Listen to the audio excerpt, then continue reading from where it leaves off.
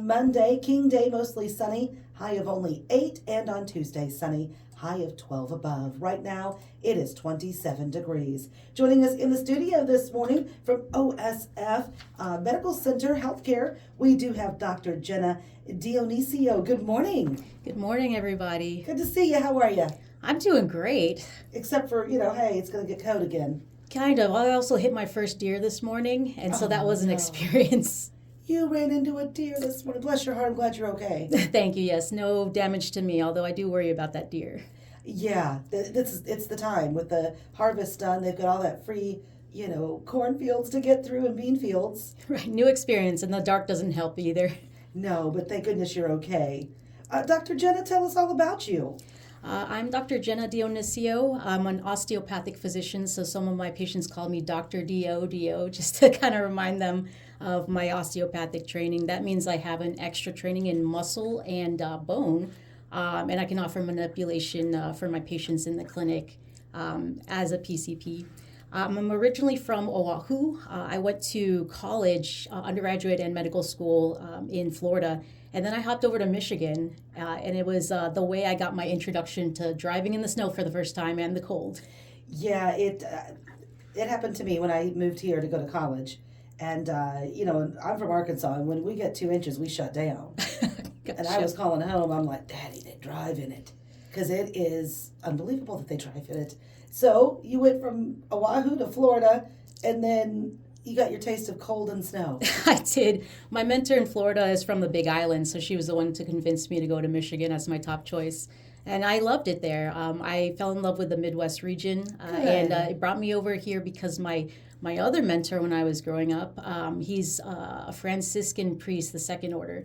And so that's what put OSF on my radar. It's a part of the Franciscan Order. Oh, fantastic. What a good story. So in Florida, which colleges did you go to? I went to the University of South Florida in Tampa for college, and then my medical school was Nova Southeastern University in Fort Lauderdale. It's about 45 minutes north of Miami. Nice. And you've explained how you found OSF, at least getting on your radar. So that's great. How long have you been with them? With OSF, I actually just started 1 month ago, and I couldn't be happier to be here. Well, we're so glad to have you here. And you said you specialize also in the muscle bone as a PCP. Tell me, what you're able to do for patients. Yeah, absolutely. So I'm a family medicine physician. I see all ages. I don't deliver at the hospital, so I don't see prenatal visits to the women who are pregnant. But I can absolutely see newborns who are in need of a PCP all the way up through geriatrics. I do ultrasound-guided needle injections, certain joints. I do manipulation for the OMT, which we've kind of talked about. I always meet the patient for the first time, and I can tailor, the suggestions to them based on that visit. Okay, so you said you can do the needle injections? Oh, yeah. So I spent 5 years in Michigan residency. Typically, the family medicine is about 3 years, but I was an emergency medicine resident for almost 3 years. Okay. First year was COVID 2020, and unfortunately, I was hospitalized and got pretty sick. Oh, sure, hard and it again. was just a nightmare. So after almost 3 years, I switched to family medicine. Okay. And I did 2 more years of training, and I just graduated. But long-winded answer to your question, I'm carrying a lot of skill sets from emergency medicine, and part of that is doing point-of-care ultrasounds. Okay, well, it's good to know. Good to know. We're talking with Dr. Dionisio, Jenna Dionisio. She is here as a physician with OSF Healthcare. Now, are you at both Holy Family and St. Mary's, or just here at Holy Family?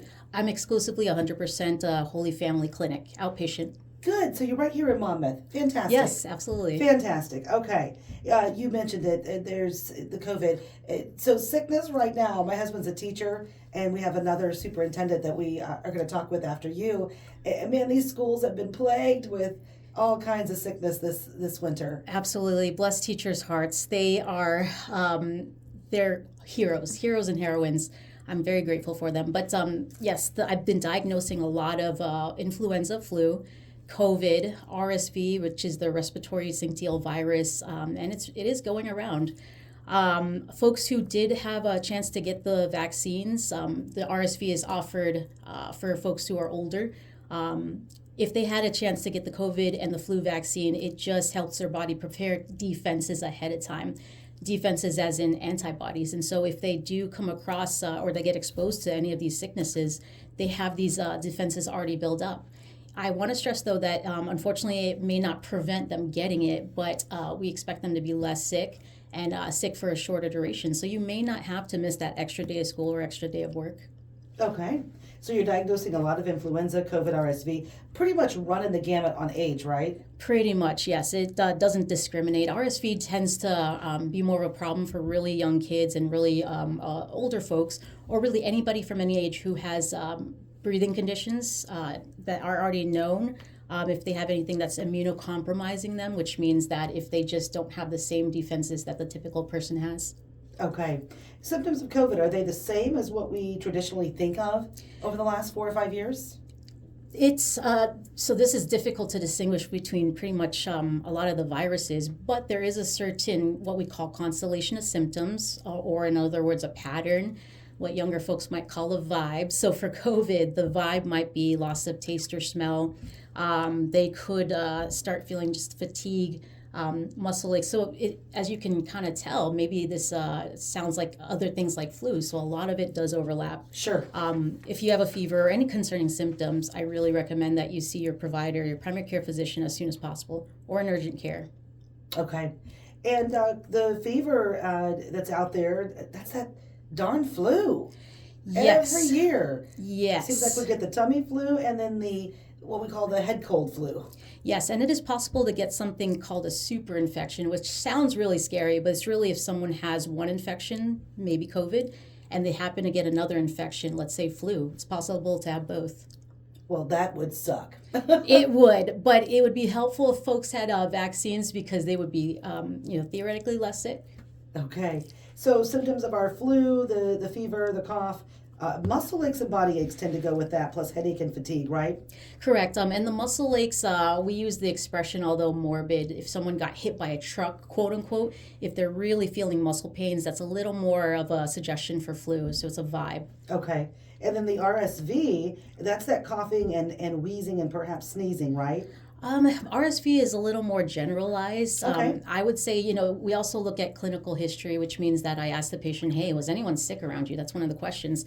RSV tends to show up around the kids, so it's going to be a higher risk of exposure for you parents and you teachers. That's why I call you all heroes and heroines. Yes, and our parents, of course. Well, everybody's trying to rebuild immunity, right? We're all trying to, get back where we were before COVID, if you will, on these different influenza Bs, As, all that stuff. Yes, COVID did definitely dominate that time period before, and now that COVID has become a little more what we call endemic, it's kind of part of that whole exposure risk. Now flu, now RSV, we're seeing that kind of come back. But I do want to give a couple of pro tips. If you stay healthy, as in drink plenty of water, you got to subtract the amount of caffeine because that actually makes you urinate all that water that you drank. So stay healthy like that with that. Stay healthy by optimizing your sleep, so trying to get a good amount of sleep if you can. And just also, if you can, exercise. So these are all general tips to keep your body at its healthiest in case you are exposed to something. That is really good advice. That is really good advice, Dr. Dio, because water, sleep, and exercise make very good sense. Absolutely. And of course, we can't help what kind of life stressors come around, but if you kind of have a handle on the other three, it just gives you a better chance. Yes. Okay, now you're accepting new patients here in Monmouth, right? I am, yes. Please come see me. You can go through the OSF Holy Family Medicine website, or you could just call my office. Okay. You see it anything other than the typical flu, COVID, RSV this winter? I know that's pretty much dominating That's what I figured. but we get the other stuff as well. Folks who have infected skin, infected toenails, we run the gamut. I bet you do. Well, I'm so glad that you're here. It was a pleasure to chat with you, Vanessa. Yeah, I'm looking forward to seeing you again, and good luck to you. Glad you are here at the Monmouth location, and we will talk to you again soon. Thank you very much. Be well. Dr. Jenna Dionisio here on WRAM. She's a new physician with us at OSF Holy Family Medical Center. Coming up, we'll talk with Superintendent Stacy Day